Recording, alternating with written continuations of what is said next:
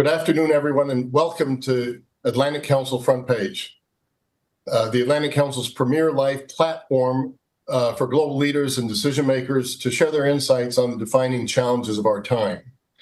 I'm Fred Kemp, President and CEO of the Atlantic Council, and it's a pleasure to have you with us today. We're honored to welcome Congressman Raja Krishnamoorthi, the ranking member of the House Select Committee on the Strategic Competition between the United States and the Chinese Communist Party for a timely, let me underscore that word 3 or 4 times, timely discussion on the U.S. strategy for China. He's one of the most important voices on this set of issues, and it's a real honor for us to have him with us. Today's conversation comes just ahead of the first meeting between President Donald Trump and President Xi Jinping in the second Trump administration, first in-person meeting, a moment that could shape the next chapter of global affairs. At the Atlantic Council, we often speak of living through the 4th major inflection point in the modern era, period after World War I, period after World War II, and the Cold War. This moment is defined by rapid technological change, geopolitical realignment, the rise of a new axis of aggressors, Russia, North Korea, Iran, and China, working together to challenge our world and exploit the ongoing tech and AI revolution. How the United States navigates this moment with China will determine not only our nation's future, but also the trajectory of the global order for decades to come. The stakes are no less high than that. And that's why today's discussion is so important and why we're so pleased to host the Congressman for this conversation. So thank you so much for joining us from Chicago. And I'm in New York on the road, and he'll be interviewed from our headquarters in Washington, D.C., and I'll get to that now. Today's event is part of our Atlantic Council Front Page series designed to bring leading voices to our stage to help policymakers, business leaders, and citizens alike navigate the dramatic political, economic, and technological shifts shaping our century. It also reflects the Atlantic Council's broader commitment through our Scowcroft Center for Strategy and Security and the Global China Hub to advance a strategy that keeps the United States and its allies strong and the world secure. This discussion will be moderated by Matt Craney, Dr. Matthew Craney, the Vice President and Senior Director of the Scowcroft Strategy for Strategy and Security, which is the co-host of this with the Global China Hub. You can submit your questions to askac.org and follow the conversation using the hashtag ACFrontPage, hashtag ACFrontPage. And with that, let's dive right in. Congressman Krishnamoorthi, it's my honor to turn this virtual floor and this global audience over to you. Well, thank you so much. And can you hear me and see me? Great. Well, thank you, everybody. I'm so honored to be here, and thank you to the Atlantic Council. Thank you to my staffer, Ash Jain, on the Select Committee for connecting us. He's an alum of the Atlantic Council, and so it's great to have a lot of ties with the Atlantic Council, and thank you for all the good work that you do on a daily basis with regard to U.S., China, but also a number of other topics and relationships. Well, look, I think that this is a timely conversation. I think you're going to hear that word a few times today as President Trump and paramount leader Xi Jinping meet later today in Korea. I am eager to see what transpires. But I think that more than anything else, what I'm most concerned about is the lack of stability in the relationship. And also what I perceive to be a lowering of deterrence on our part with regard to aggression that's practiced by the Chinese Communist Party economically, militarily, and technologically. And I believe that when you lower deterrence, you're more likely to show weakness or be perceived to be weak by your adversary, and that could invite aggression, and that could lead to conflict. So this is a moment where I'm hoping that President Trump shows strength, but at the same time uses our leverage to curb certain practices on the part of the CCP that, to me, really hinder a growth in our relationship. One of the things that I'm most concerned about in our trading relationship is the CCP's use of dumping and various other measures which I believe are designed to help hinder their competition. And along with everything else that they do, from intellectual property theft to using slave labor within China, are really designed to ultimately gain an unfair advantage over their competitors, maybe destroy their competition, and then end up monopolizing markets and using it as a source of coercion for other purposes. Now, Donald Trump has some trump cards, so to speak. He has leverage, and he needs to be able to use it. The biggest sources of leverage include market access. The CCP desperately wants access to the American market. It also wants access to our semiconductors. That is a huge source of leverage for the president.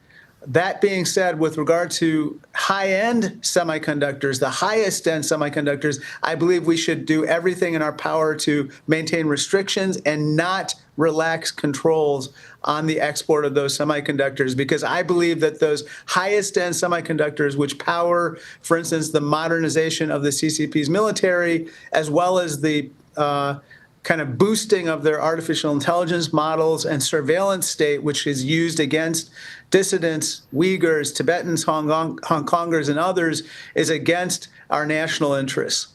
All that being said, there's a lot to talk about. I'd rather hear from you than hear myself talk, so I'll turn it back to you and would love to hear your thoughts and questions.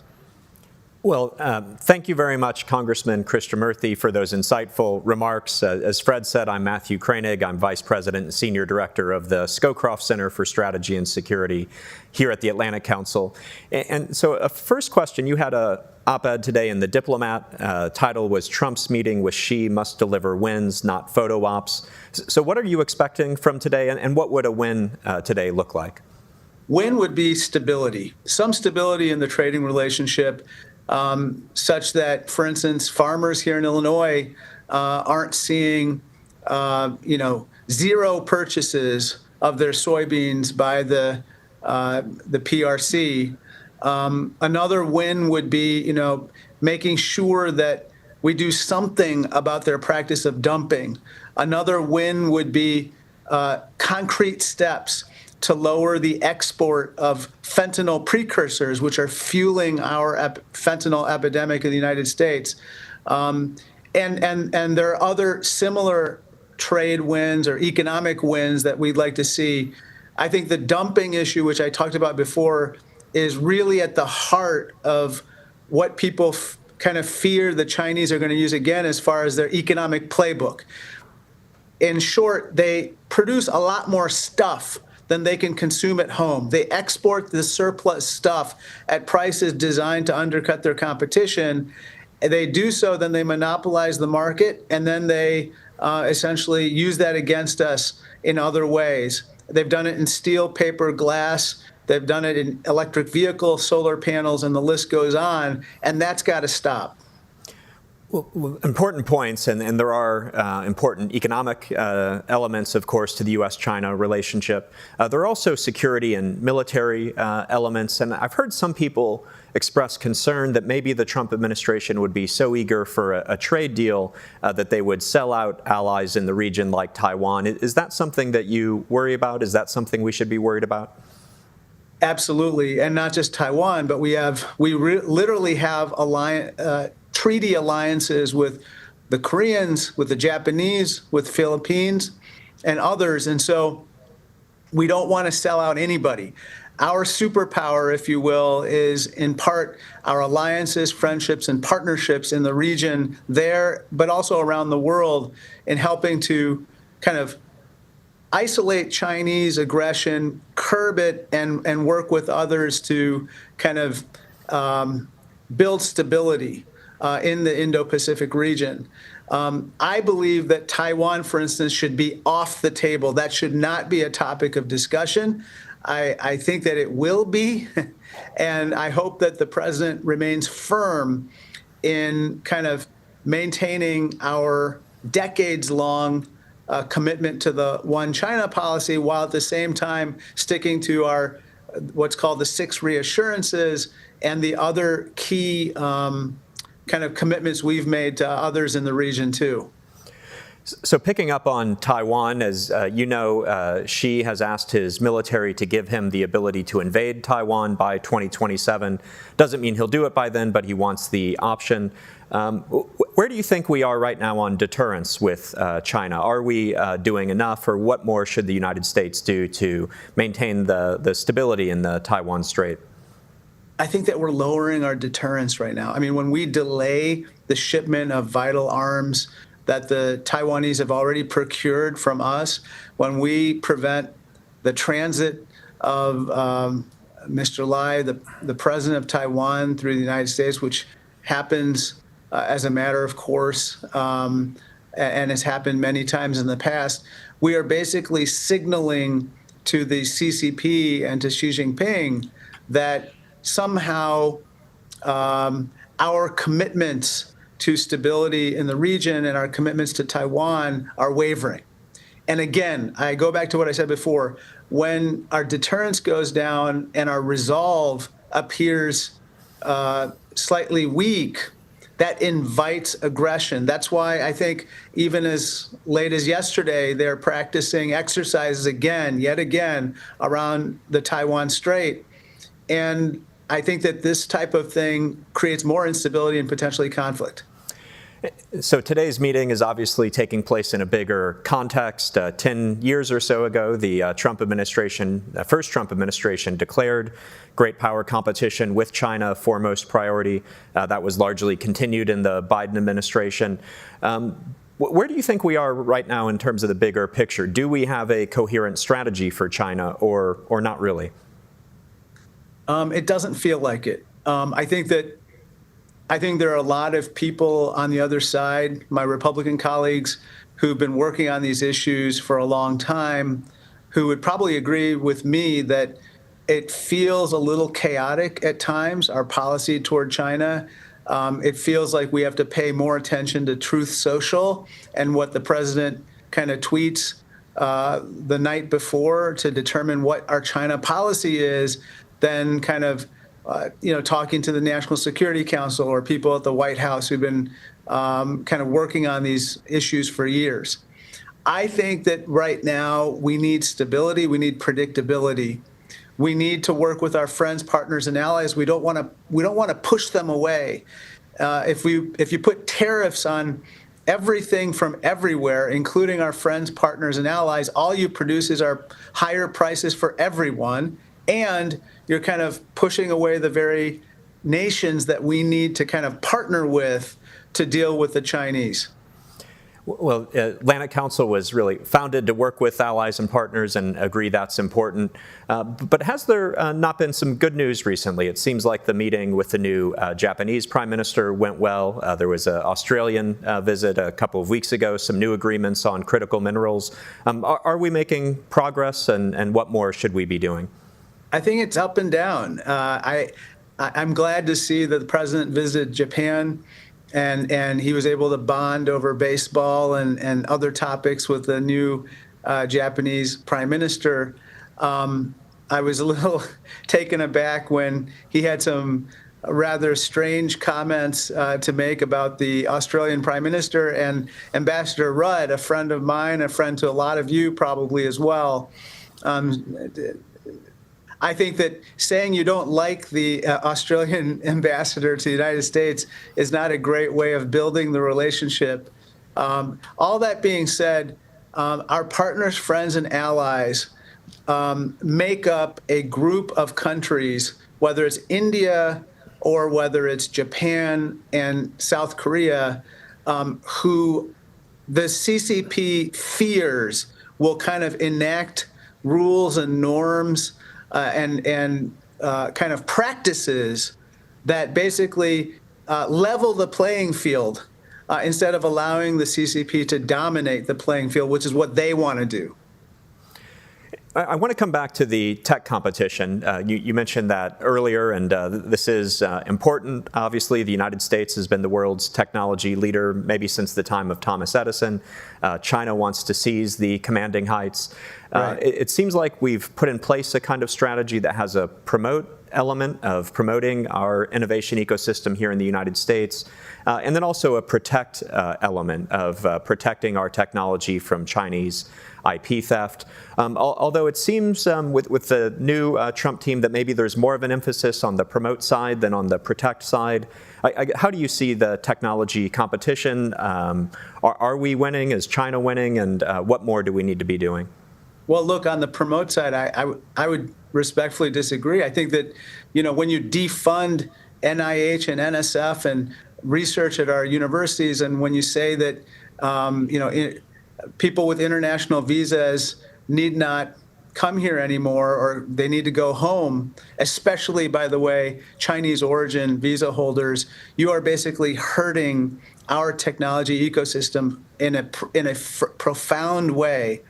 All that being said, in the private sector, there is great discovery happening still, whether it's in AI or in other sectors, but our leadership is eroding because we're not investing in ourselves. We're not being the best version of ourselves as a country. And that's got to stop. The CCP notices that, and that's in part why they're trying to poach talent from us. They've introduced something called a K visa. For those of you who don't know, this K visa is meant to be kind of an analog to our H-1B. The moment that we put a $100,000 tax on H-1B visas, the Chinese came up with this K visa, and now they're trying to poach the talent that would otherwise come here and innovate here, create the next generation companies here, and allow us to continue to lead in a lot of these cutting edge technologies. So I'm concerned about that. On the protect side, I'm concerned about that as well. I just think that the Trump administration is not doing an organized job of working with the private sector as well as local public sector agencies and, for that matter, universities in protecting our intellectual property. It just feels a little chaotic there as well.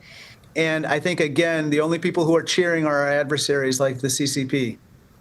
On the protect side, one of the high-profile issues has been TikTok. Where do you come down on that? Should the United States allow TikTok to operate in the United States or not?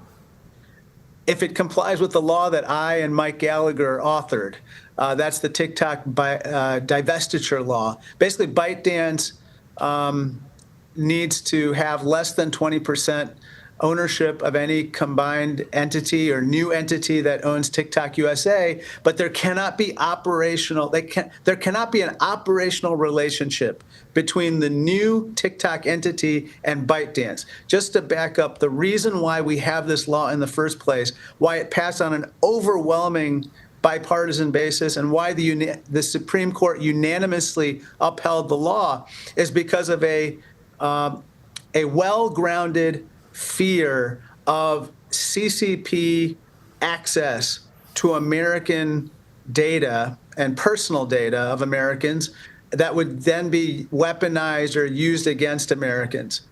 And so we can't have that operational relationship. But again, I think President Trump is in a unique situation where he can cut a deal, so to speak, so long as it observes that law. And if he does, then I think that's what we're looking for. Okay, good. And I want to turn to our audience in just a moment. I have questions rolling in already. For others watching who would like to ask questions, you can submit them at askac.org. But Congressman, talk a lot about competition with China. Is there still room for cooperation in, arms control, in trade, in climate change, or is the relationship increasingly defined by the more competitive elements? Well, I think at this moment, we're kind of talking about the competitive elements. I would like to get to a point where we could talk about collaboration. You talked about arms control. Unfortunately, this is an area where I think that the CCP wants to be able to build more nuclear weapons, and they are adding to their nuclear weapons arsenal in a very dramatic fashion. But as you know, we are very concerned about the proliferation of these armaments. And so working together in that regard would make sense. Another area is, in artificial intelligence, we're going to have to come to terms with the idea of artificial general intelligence, AGI.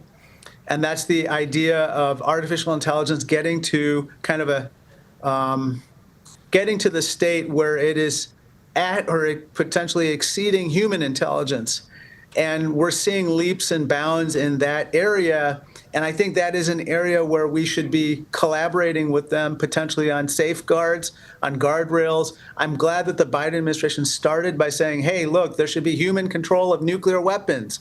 That's not a big surprise to a lot of people, but it's good that at least we agreed on that. But there's more that can be done in that area as well.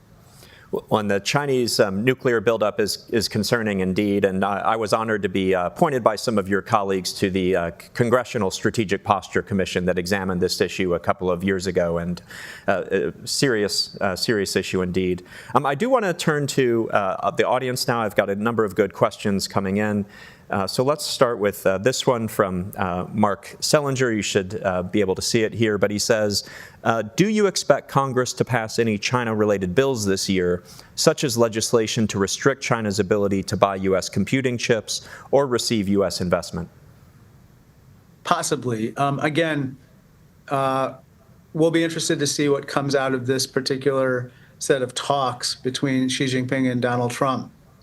One of the things, by the way, that I think Xi Jinping is going to put on the table is massive new investments in the United States from China.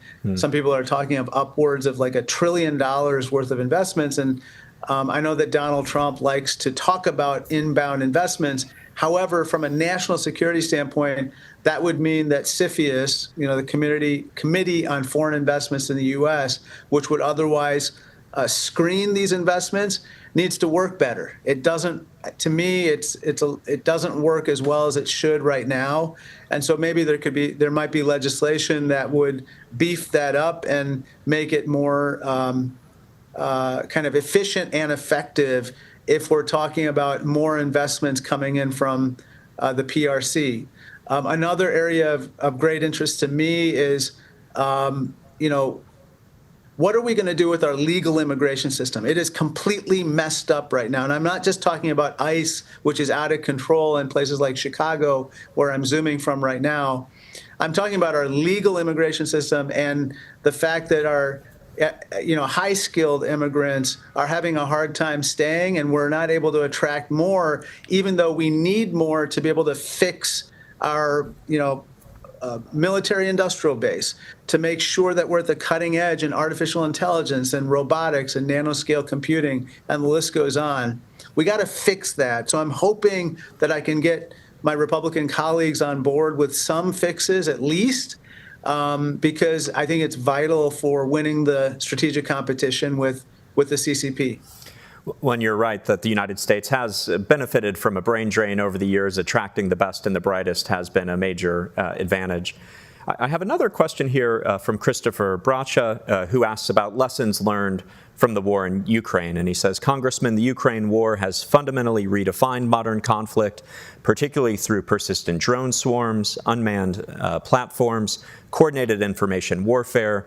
Given these lessons, how should Congress prioritize preparing Taiwan to endure PRC aggression? Well, I'm on the House Intelligence Committee as well, so I just got to be very careful. I don't want to give away inadvertently any classified information. Of course. But let me just say that you're absolutely right. The person who asked that question is correct to identify certain types of platforms and systems that maybe a decade ago we weren't necessarily focused on, and now we have to be. And yes, that does inform our constant communications with not just, the Taiwanese, but our other friends, partners, and allies with regard to, collective security and defense. And, after what we see in Europe with, the Russians, accidentally entering Polish airspace with their drones, testing our resolve, testing our surveillance, our ability to take those drones down. We need to be, eyes wide open everywhere about unmanned systems, drones, and the new forms of warfare that are being employed in Ukraine. Oh, by the way, can I just add one thing? Please. The Chinese are actively assisting the Russians in the war in Ukraine. And so one of the things, they're exchanging information with each other. The Russians give the Chinese information about what they're learning on the battlefield. The Chinese are giving them technology and, of course, helping to fuel their semiconductor reserves or requirements. And so you can bet your bottom dollar that the Chinese and the Russians are cooperating, and we need to learn the same and do the same with our friends, partners, and allies. It's a good point, and Fred mentioned this axis of aggressors in his opening remarks, and we've done some good work here at the Atlantic Council pointing out all the ways that China is helping Russia in its war in Ukraine short of lethal aid. Following up on this question about defending Taiwan, one of Congress's other important roles, of course, is passing the defense budget every year and making sure that Admiral Paparo and Indo-PACOM have the capabilities that they need.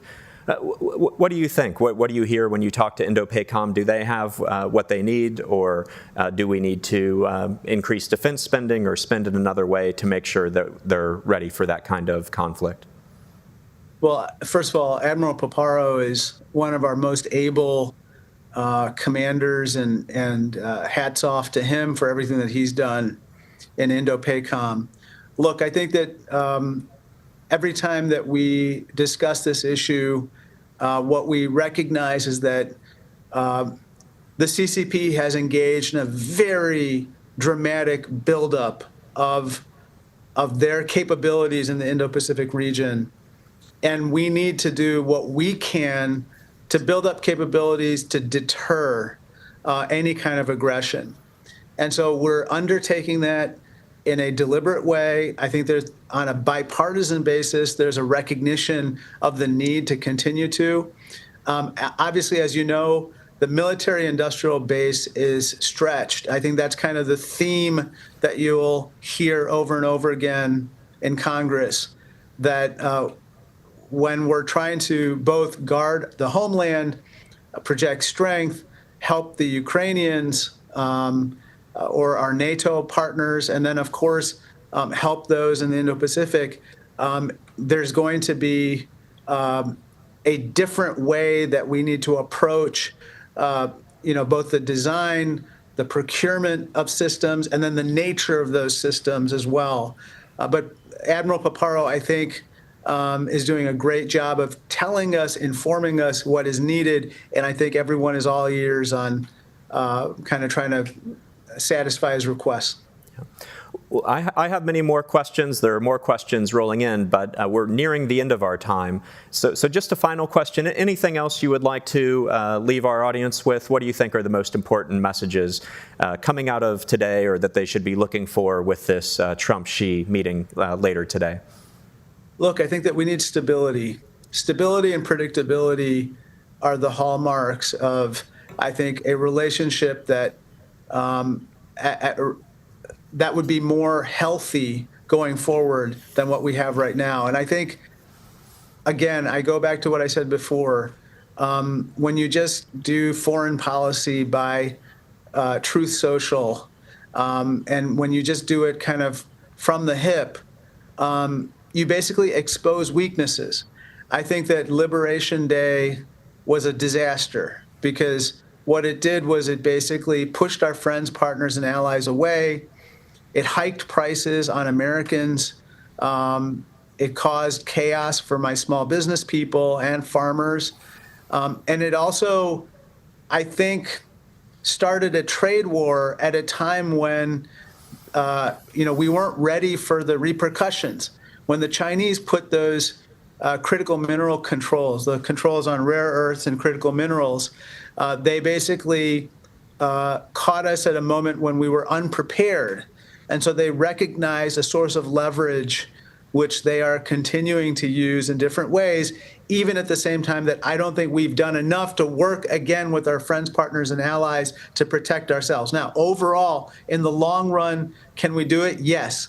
Will we do it? That depends on whether we can come together and have a kind of a concerted effort, Republicans and Democrats working together with one mission, which is make sure that America is the best version of itself. We invest in our technologies of the future. We fix our legal immigration system. We upskill Americans for jobs and technologies of the future. And then we work with our friends, partners, and allies to create rules of the road that allow for free enterprise and human rights to flourish.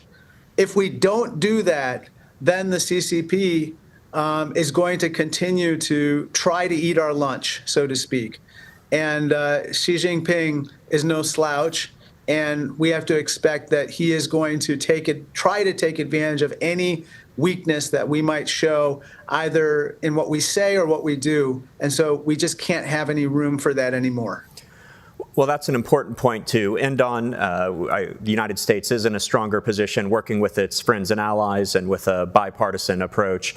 Wish we had more time, but I know you're very busy and need to get on with your day. But thank you very much, Ranking Member Krishnamoorthi, for joining us and for sharing your insights on the Trump-Xi summit that will take place later today and how the United States can sharpen its strategy for China at this pivotal moment. Thank you. And thanks to all of you who joined us virtually today at the Atlantic Council within the Scowcroft Center and the Global China Hub. Our mission is to advance dialogues like this, to develop sustainable nonpartisan strategies, to address important security challenges like those posed by China. So thank you again very much for joining us, and join us next time for our future AC front page discussions. Thank you. Thank you.